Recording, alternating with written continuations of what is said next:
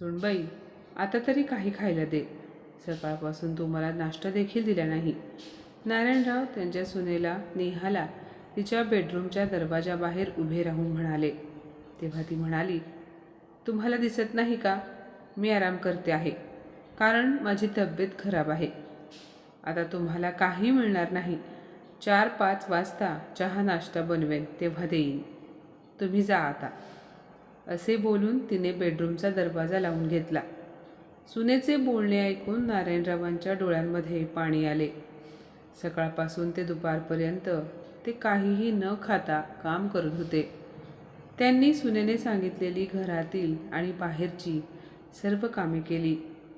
ते मनात म्हणाले, मी तर सुनबाईने सांगितल्याप्रमाणे झाडांना पाणी घातले, तसेच बाजारात जाऊन भाजी देखील आणली, वीज बिल भरले. पण त्याआधी आपल्या म्हाताऱ्या सासऱ्याला नाश्ता द्यावा असे तिला का वाटले नाही? ती म्हणाली होती, सर्व कामे संपवा, तेव्हाच दुपारी भरपेट गरमागरम जेवण मिळेल. पण आता दुपार होऊन गेली तरी तिने काहीच खायला दिले नाही. ते भुकेने व्याकुळ झाले होते. नाईलाजाने ते बाहेर गेले आणि अंगणातल्या ओट्यावर जाऊन बसले. गावाकडचे राहते घर विकून त्यांनी इथे शहरात एक छानसे घर विकत घेतले होते. पण जेव्हापासून ते त्यांचे गाव सोडून शहरात मुलाकडे आले होते, त्यांना कधीच ह्या घरात आपलेपणा मिळाला नाही. किती आनंदाने ते गाव सोडून शहरात आले होते. त्यांना वाटले होते की आता मुलगा आणि सुनेबरोबर आनंदाने राहू. त्यांचा मुलगा सोहम उच्च शिक्षित झाला, त्यामुळे माझ्या मुलाने माझ्या कष्टाचे चीज केले असे ते त्यांच्या सर्व मित्रांना सांगायचे. आणि हे सांगताना त्यांची छाती गर्वाने फुगायची. पण त्यांना आज हे दिवस पाहावे लागतील याचा त्यांनी कधी विचारही केला नव्हता. भुकेमुळे त्यांचा जीव जायची वेळ आली होती, पण ते करणार तरी काय होते? त्यांच्याकडे बाहेरचे काही आणून खाण्यासाठी सुद्धा पैसे नव्हते. तेवढ्यात त्यांना समोरून चालत जाणारी पूनम दिसली, जी त्यांच्या शेजारी राहत होती. तिला पाहून ते पटकन उठले आणि तिच्याकडे गेले. तेव्हा नारायणरावांना पाहून ती म्हणाली, काका, तुम्ही एवढ्या उन्हामध्ये इथे गेटजवळ का उभे आहात? नारायणराव तेव्हा काहीच बोलले नाही. तेव्हा त्यांच्या डोळ्यात आलेले पाणी पाहून तिला समजले. ती म्हणाली, काका, तुम्ही आत या बरं आधी. तुम्हाला पाणी हवे आहे का? तेव्हा नारायणराव म्हणाले, बाळा, पाणी नको, मला काहीतरी खायला देशील का? असे बोलताना त्यांनी आपली मान खाली घातली आणि त्यांचे डोळे पाण्याने भरले. पूनम पटकन किचनमध्ये गेली आणि एका ताटामध्ये चपाती आणि भाजी घेऊन आली आणि म्हणाली, काका, इथे बसा आणि जेवून घ्या. जसे पूनमने जेवणाचे ताट त्यांच्यासमोर ठेवले, भुकेने व्याकुळ झालेले नारायणराव काहीही विचार न करता अधाशासारखे जेवू लागले. सकाळपासून उपाशी असलेले नारायणराव आता कुठे तृप्त झाले होते. तेव्हा ते पूनमसमोर हात जोडून म्हणाले, बाळा, तुझे खूप आभार. तेव्हा पूनम म्हणाली, अहो काका, तुम्ही मला माझ्या वडिलांसारखे आहात. हे पहा, जेव्हा कधी तुम्हाला भूक लागेल तेव्हा इथे हक्काने येत जा. आणि तुमच्यासोबत असताना माझा सोनू देखील खूप खुश असतो. नारायणराव विचार करत म्हणाले, पूनम बाळा, काल तू म्हणाली होतीस ना, तुझ्या रोपवाटिकेमध्ये एक बागकाम करणारा माणूस हवा आहे. पूनम म्हणाली, हो. मग मलाच तुझ्या रोपवाटिकेत कामाला घेशील का? मी करेन तिथे काम. पूनम म्हणाली, अहो काका, तुम्हाला काम करण्याची काय गरज आहे? नारायणराव म्हणाले, बाळा, मी तुझ्या रोपवाटिकेत काम करेन, त्या बदल्यात तू मला रोज जेवण देत जा. तेव्हा पूनम म्हणाली, अहो काका, त्यासाठी तुम्हाला काम करण्याची काय गरज आहे? मी देईन तुम्हाला रोज जेवण. तेव्हा नारायणराव म्हणाले, नको बेटा, मला असे फुकटचे अन्न घशाखाली उतरणार नाही. तेव्हा ती म्हणाली, ठीक आहे, या तुम्ही उद्यापासून. नारायणराव म्हणाले, पण ह्याबद्दल तू माझ्या मुलाला आणि सुनेला काही बोलू नकोस, नाहीतर माहिती नाही ते माझ्यासोबत काय करतील. पूनम म्हणाली, काका ठीक आहे, काही काळजी करू नका. त्यानंतर आता दररोज नारायणराव सकाळी सुनेला न माहिती होता घराबाहेर पडायचे आणि पूनमच्या रोपवाटिकेत काम करून मग घरी परत जायचे. पूनम आता दररोज येताना तिच्यासोबत नारायणरावांचाही जेवणाचा डबा न चुकता आणायची. असेच एके दिवशी नारायणराव हातात झाडू घेऊन पूनमच्या रोपवाटिकेबाहेर एका माणसाला बोलत उभे होते. तेव्हा त्यांना त्यांच्या धाकट्या मुलाने विनायकने पाहिले आणि तो त्याच्या बाबांकडे गेला. वडिलांच्या हातात झाडू पाहून त्याला खूप मोठा धक्का बसला. त्याला विश्वास बसत नव्हता की त्याचे वडील नोकराप्रमाणे इथे काम करत आहेत. तो म्हणाला, बाबा तुम्ही इथे कसे? मुलाला समोर पाहून त्यांच्या हातातील झाडू सुटून खाली पडला आणि त्यांचे डोळे पाणावले. बाबांच्या डोळ्यातले पाणी पाहून विनायकने बाबांना मिठी मारली आणि म्हणाला, बाबा तुमची अशी अवस्था कशी झाली? मुलाच्या तोंडून हे शब्द ऐकून नारायणराव लहान मुलाप्रमाणे रडायला लागले. विनायक म्हणाला, बाबा मी तुम्हाला नेहमी फोनवर विचारत होतो तेव्हा तुम्ही बोलत होतात की वहिनी तुमची खूप काळजी घेते, पण मला तर तुमची ही अवस्था पाहून असे काहीच वाटत नाही. तो पुढे म्हणाला, वहिनीने भांडण करून आम्हाला घराबाहेर काढले आणि आता तुम्हालाही त्रास देत आहे का? बाबा तुम्ही आत्ताच्या आत्ता माझ्यासोबत चला, मला त्या वहिनीला याबद्दल जाब विचारायचा आहे. विनायक त्यांच्या बाबांना घेऊन वहिनीकडे गेला तेव्हा त्याची वहिनी हॉलमध्ये आरामात TV पाहत पिझ्झा खात बसली होती. विनायकला समोर पाहून ती गोंधळली आणि म्हणाली, अहो भाऊजी तुम्ही कधी आलात आणि आज असे अचानक न सांगता कसे आलात? विनायक म्हणाला, वहिनी मी माझ्या बाबांना भेटायला न सांगता येऊ शकत नाही का? पण आधी मला हे सांगा, बाबांची अशी अवस्था कशी झाली? अहो वहिनी, बाबा भाकरीच्या तुकड्यासाठी बाहेर काम करत आहेत आणि तुम्ही इथे आरामात बसून पिझ्झा खात आहात. मला सांगा, दादा कुठे आहे? त्याला वडिलांची अवस्था, त्यांना होणारा त्रास दिसत नाही का? नेहा म्हणाली, भाऊजी माझ्याच घरी येऊन मला भाषण देण्याची काही एक गरज नाही. जर तुम्हाला बाबांची एवढीच काळजी आहे तर त्यांना तुमच्याकडे घेऊन का जात नाही? जर वाटणी बरोबरीने घेता तर आम्ही एकट्याने हा भार का उचलायचा? आम्हीच तुमच्या बापाला का सांभाळायचे? विनायक म्हणाला, खबरदार वहिनी, माझ्या बाबांना भार वगैरे बोललात तर. त्यांच्या मोठ्या मुलाला वडिलांना होणारा त्रास दिसत नसेल तर त्याचा धाकटा मुलगा अजूनही जिवंत आहे.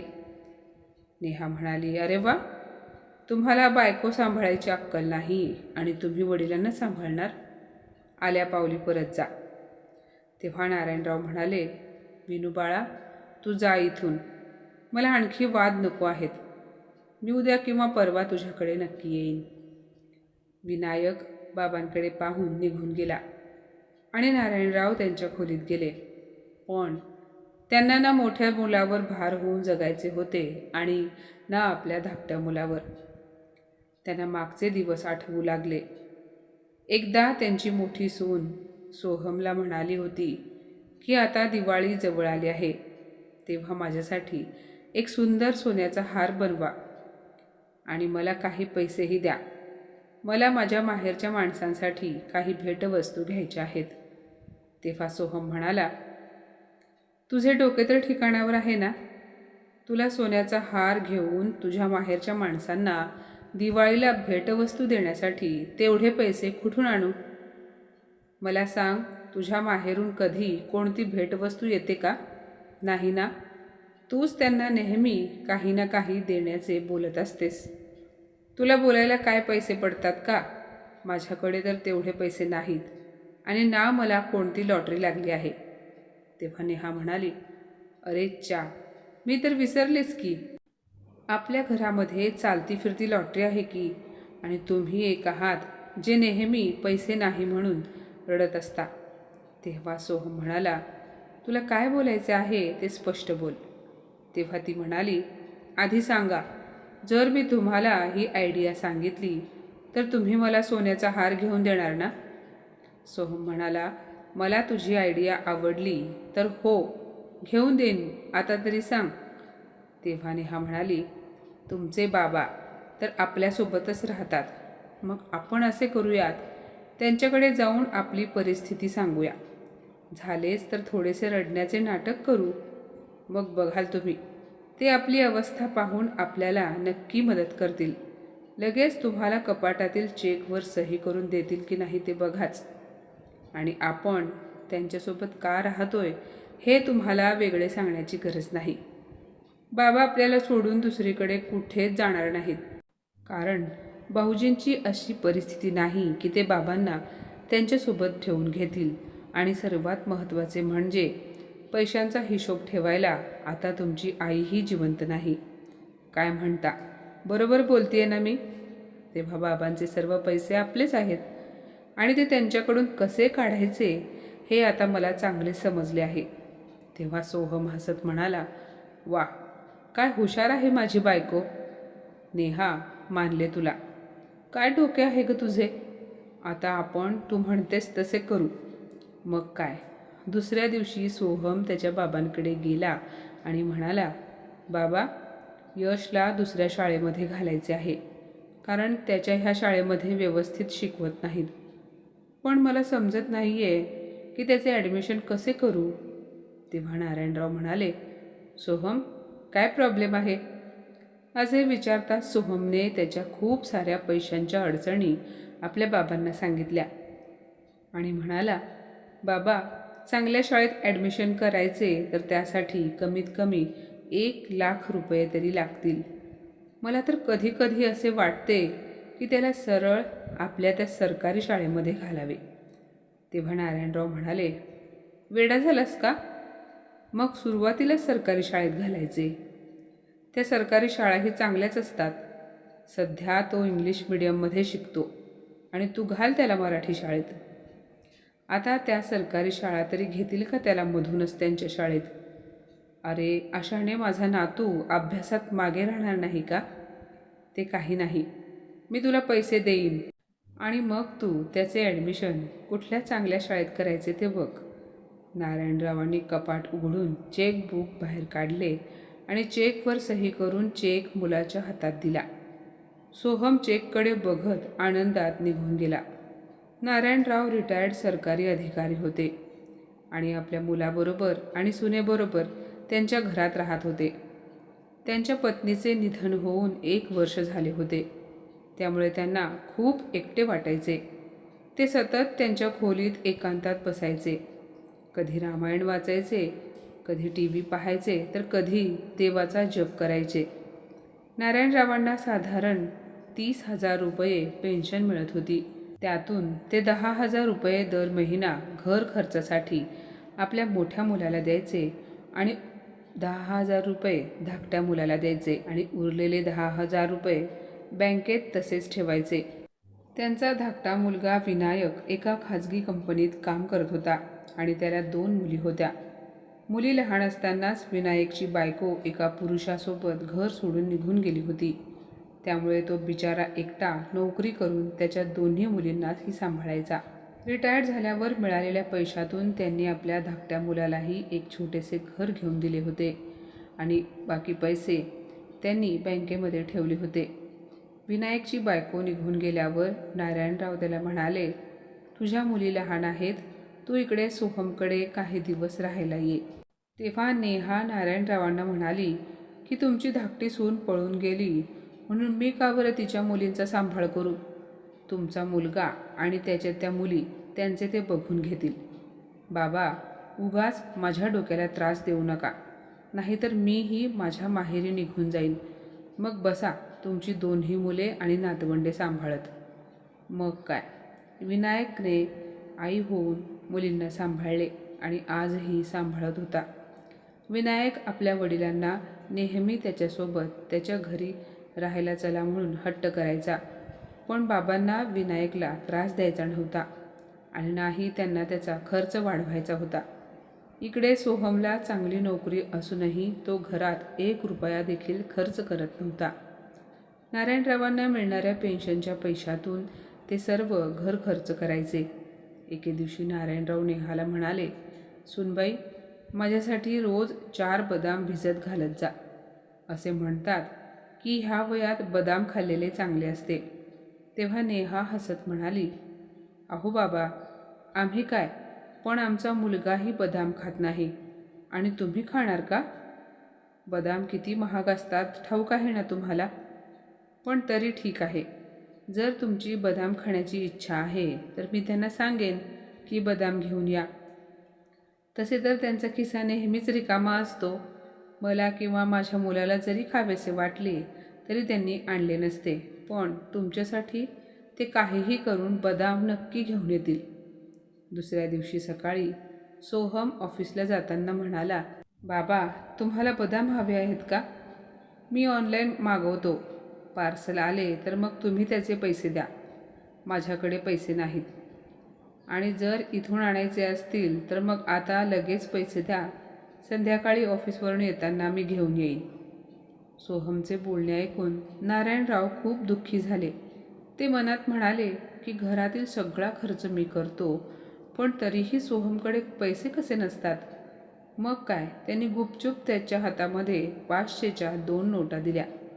नारायणरावांना सोहमची एक गोष्ट खटकत होती. ती म्हणजे तो स्वतःच्या वरवरच्या खर्चासाठी सुद्धा त्यांच्याकडेच हात पसरायचा आणि जेव्हा ते त्याला आपल्या गरजेचे काही सामान आणण्यासाठी सांगायचे तेव्हासुद्धा तो त्यांच्याकडेच पैसे मागायचा.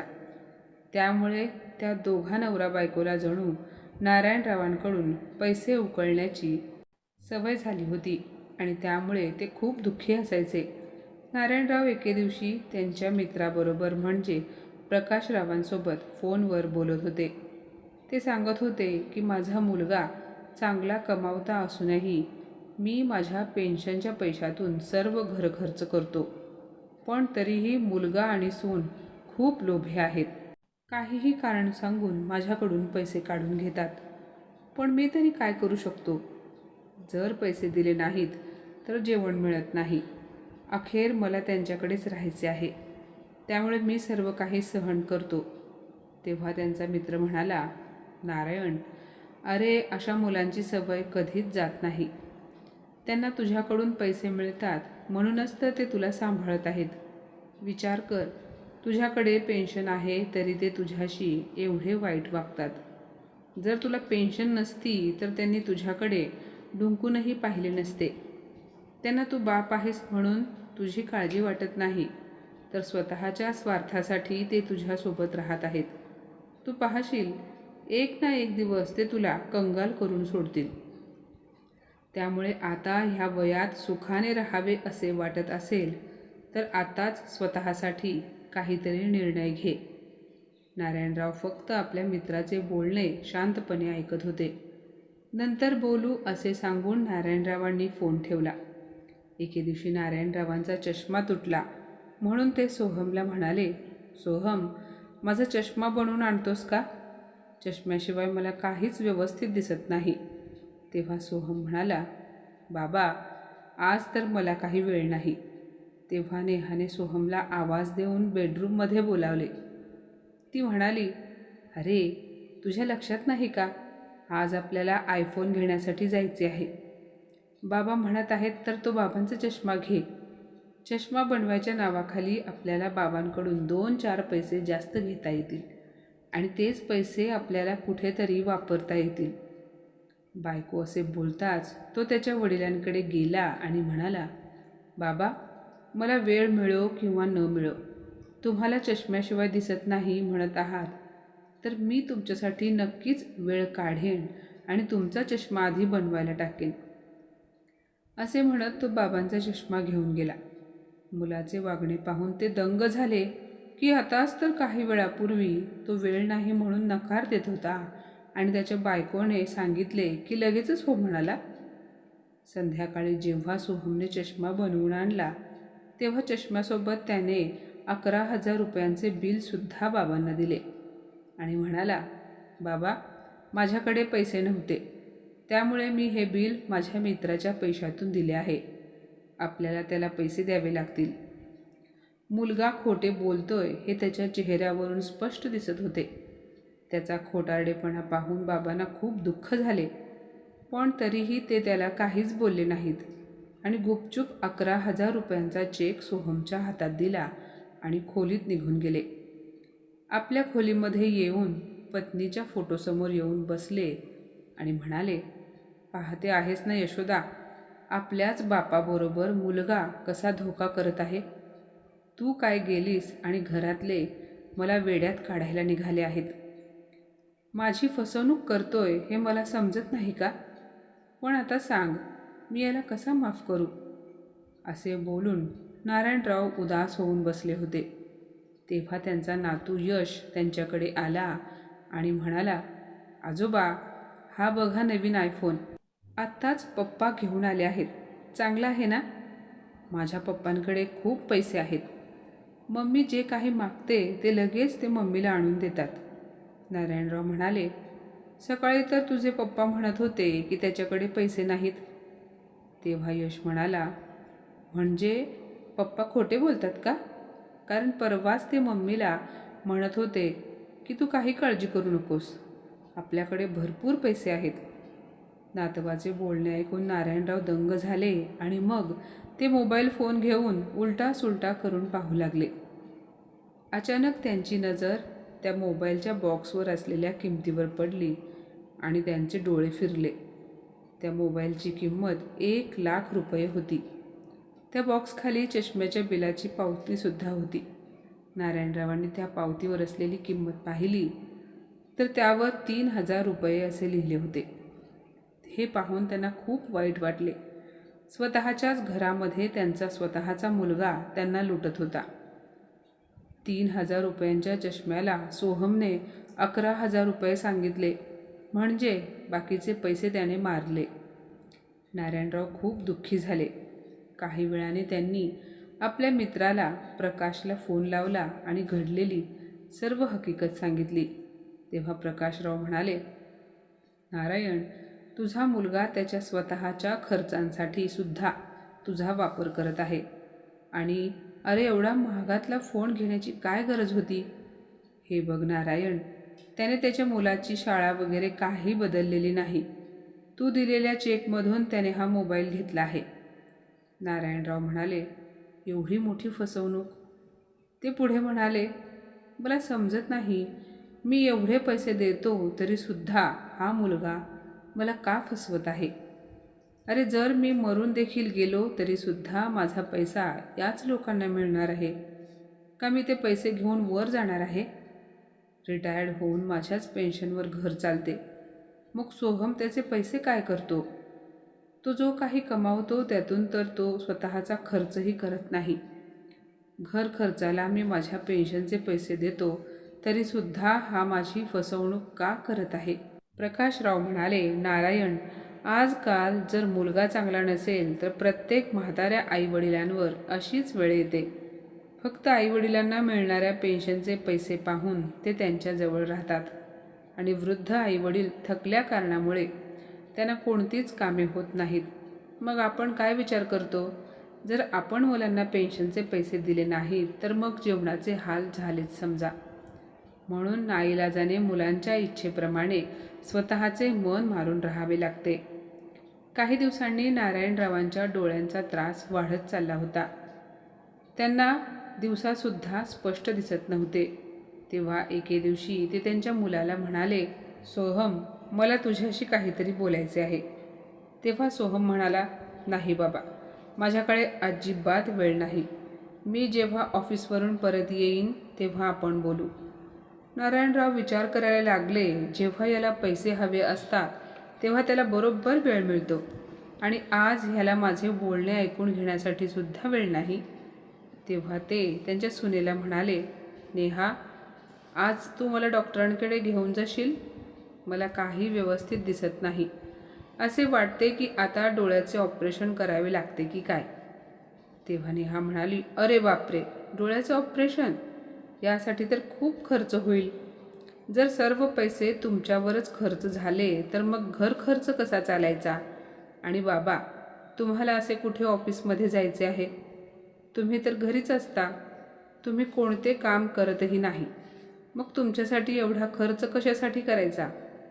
एवढे बोलून नेहा तिथून निघून गेली.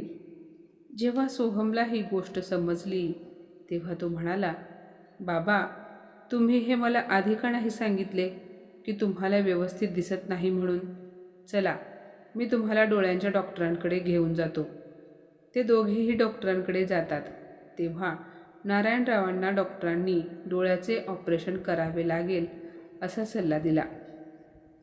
दोघेही घरी आले तेव्हा मुलाने हे सांगून वडिलांकडून सर्व कागदपत्रांवर सही करून घेतली की डोळ्याचे ऑपरेशन झाल्यावर तुम्हाला सारखे सारखे सह्या करायला जमणार नाही, त्यामुळे आधीच तुम्ही चेकवर सह्या करून ठेवा. 2 दिवसानंतर नारायणरावांच्या डोळ्यांचे ऑपरेशन होणार होते. ऑपरेशनच्या दिवशी सकाळी नारायणराव तयार होत होते तेव्हा त्यांचा मुलगा आला आणि म्हणाला, बाबा, आत्ताच मला डॉक्टरांचा फोन आला होता की त्यांच्या पत्नीचा मृत्यू झाला आहे, त्यामुळे ते 15 दिवस तरी हॉस्पिटलमध्ये येणार नाहीत. मग आता 15 दिवस तरी तुम्हाला थांबावेच लागेल. पण आता नारायणरावांची तब्येत दिवसेंदिवस खराब व्हायला लागली. का कोणास ठाऊक, पण ना त्यांना खायला दिले जायचे ना कोणी त्यांना औषधाबद्दल विचारायचे. तेव्हा नारायणरावांनी रोपवाटिकेत काम करून आपले पोट भरायचे ठरवले. पण आज जेव्हा धाकट्या मुलाने त्यांना अशा अवस्थेत पाहिले तेव्हा त्यांच्या डोळ्यातून अश्रू वाहू लागले. तो त्याच्या बहिणीला जाब विचारायला आला होता, पण तिने त्याचा अपमान करून त्याला परतवले. नारायणराव पार्कमध्ये गेले आणि त्यांनी पुन्हा आपल्या मित्राला फोन लावला आणि घडलेली सर्व हकीकत सांगितली. तेव्हा प्रकाशराव म्हणाले, नारायण, तू वेळीच सावध हो. असे होऊ नये, पण समजा जर उद्या तुला कोणता आजार झाला तर मग तेव्हा तू काय करशील? तुला वाटते का तुझा मुलगा तुझ्या दवाखान्याचा औषधांचा खर्च करेल? त्यामुळे आज घरात सरळ सांगून टाक, तुमचा संसार आहे, तुमचे तुम्ही बघा. नारायणराव आपल्या मित्राला म्हणाले, तू एवढा स्पष्ट वक्ता कसा आहेस? तेव्हा प्रकाशराव उसासा टाकत म्हणाले, मित्रा, कारण मी हे सर्व भोगले आहे. फरक फक्त एवढाच की तू माझ्यासमोर तुझे मन मोकळे केले आणि मी नाही. अरे, माझा मुलगा तर माझ्यासोबत पेन्शन घ्यायला बँकेत यायचा. पेन्शनचे पैसे घेतले की त्यातील फक्त 500 रुपयाची एक नोट माझ्या हातात ठेवायचा आणि म्हणायचा, तुम्हाला कशाला लागतात एवढे पैसे?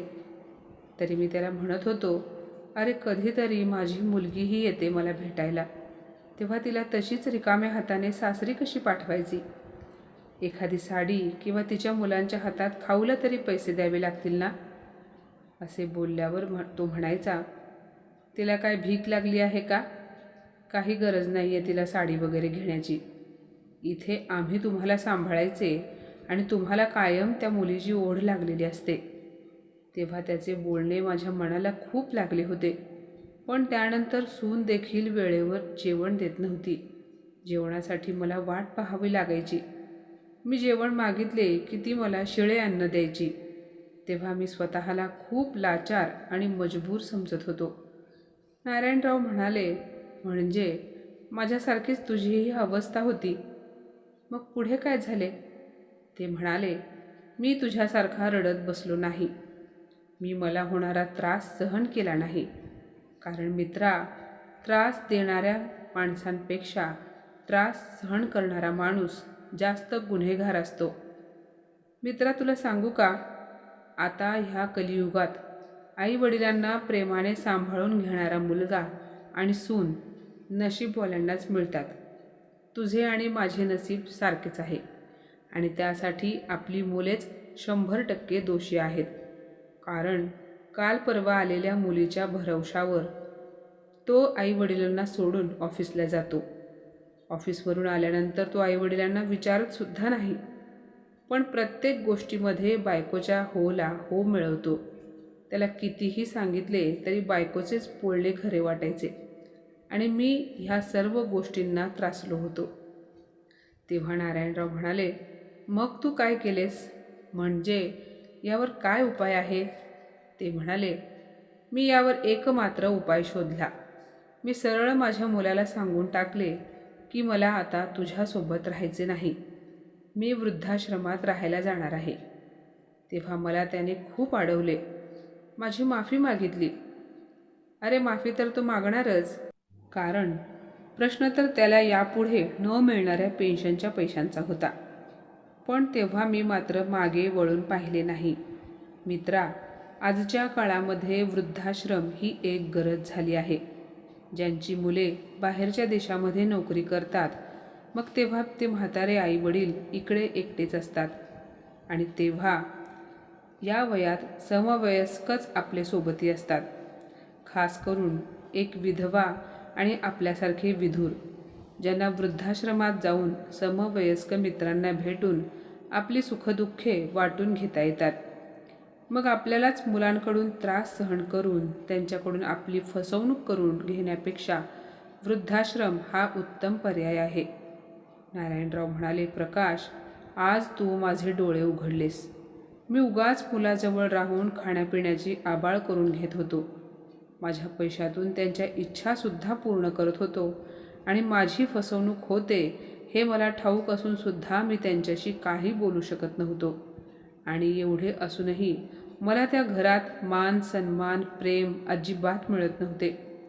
त्यामुळे आता मलाही ते घर सोडून देणे उत्तम वाटते. नारायणरावांनी फोन ठेवला आणि ते एका महत्त्वाच्या कामासाठी गेले.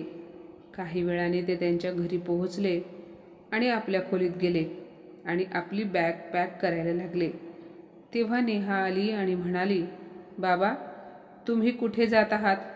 हे बघा, आज 6 तारीख आहे आणि अजूनही मला तुमच्या मुलाने घर खर्चासाठी पैसे दिले नाहीत. तुमच्याजवळ जर 5-10 हजार रुपये असतील तर मला द्या. दूधवाला, पेपरवाला, इस्त्री आणि कामवाली ह्या सर्वांना मला पैसे द्यायचे आहेत. दूध नाही आले तर मग तुम्ही चहा कसा पिणार आहात?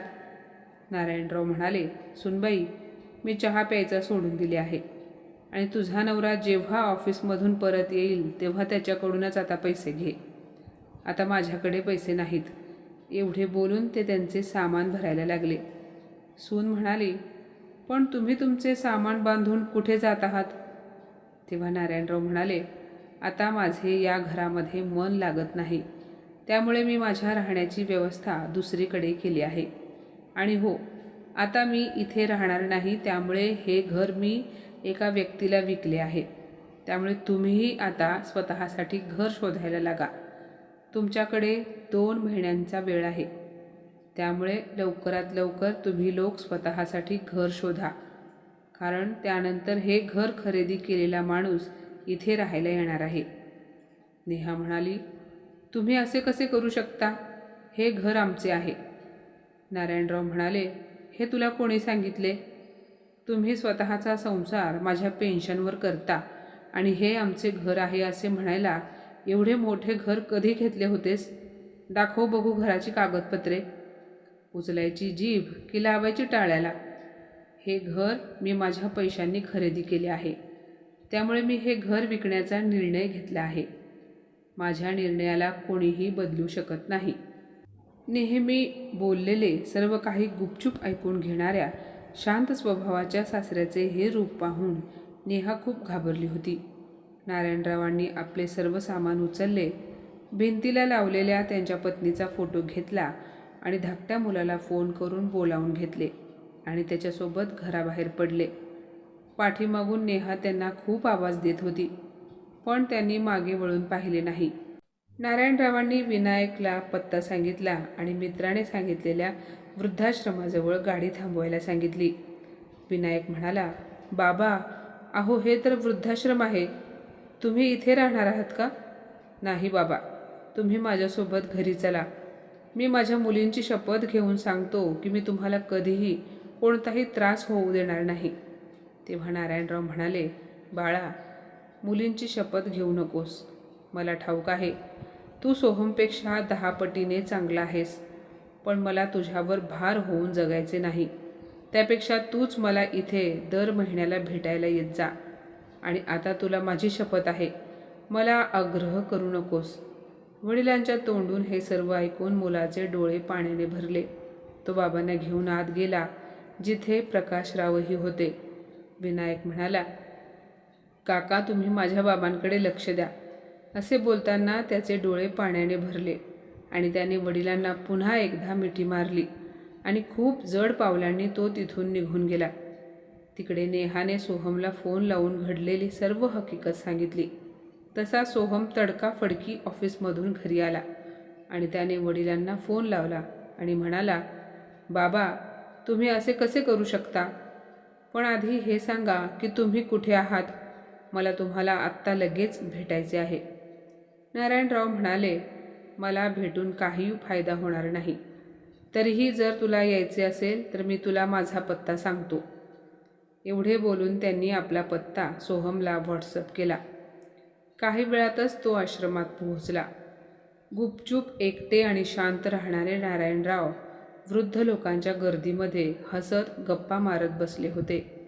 तिथे जाऊन सोहम म्हणाला, वाह, आम्हाला अडचणीत आणून तुम्ही इथे हसत आहात का? अखेर तुम्ही आमची एवढी मोठी फसवणूक कशी केली? नारायणराव आपल्या मित्राकडे प्रकाशरावांकडे पाहत म्हणाले, ऐकत आहेस का प्रकाश? मी याची फसवणूक केली म्हणे. जो मुलगा दर महिन्याला माझी फसवणूक करायचा आणि आज तोच मला विचारत आहे. अरे नालायका, स्वतःच्या आत वाकून बघ. तू दर महिना कोणता तरी बहाणा बनवून तुझ्या बापाकडून पैसे काढत होतास. जर मी तू धोका देऊन माझ्याकडून घेतलेल्या पैशांचा हिशोब लावायला लागलो तर तुझ्यावर खूप कर्ज होईल. त्यामुळे गुपचूप घरी जा. तुझ्याकडे 2 महिन्यांचा अवकाश आहे. त्यामुळे तुझेही सामान बांधायला घे आणि माझे घर खाली कर. सोहम खूप घाबरला होता. तो म्हणाला, बाबा आता मी कुठे जाऊ? काय करू?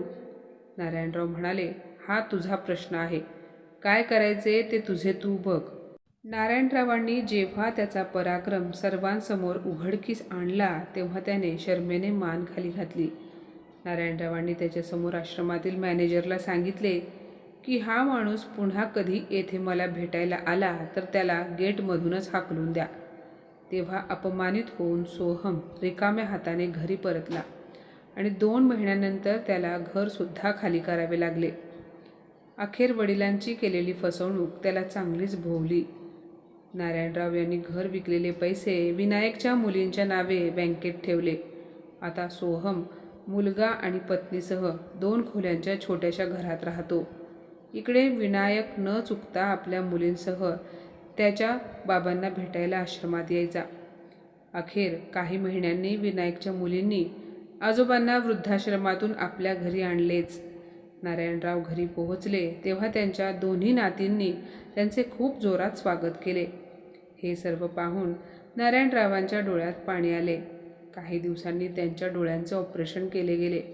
तेव्हा नारायणरावांना पहिल्याप्रमाणे स्वच्छ दिसायला लागले. ऑपरेशन झाल्यावर पुन्हा एकदा त्यांचा मोठा मुलगा आणि सून एक वेळ त्यांची माफी मागण्यासाठी आले तेव्हाही त्यांनी त्या दोघांना माफ केले नाही. आता नारायणराव त्यांच्या 2 नातींबरोबर आपल्या मुलासोबत खूप खुश राहत आहेत. तर माझ्या मित्रमैत्रिणींनो, आजची ही कथा तुम्हाला कशी वाटली कमेंटमध्ये नक्की सांगा आणि अशाच नवनवीन कथा ऐकण्यासाठी प्रज्ञा मराठी स्टोरीजला नक्की सबस्क्राईब करा. धन्यवाद.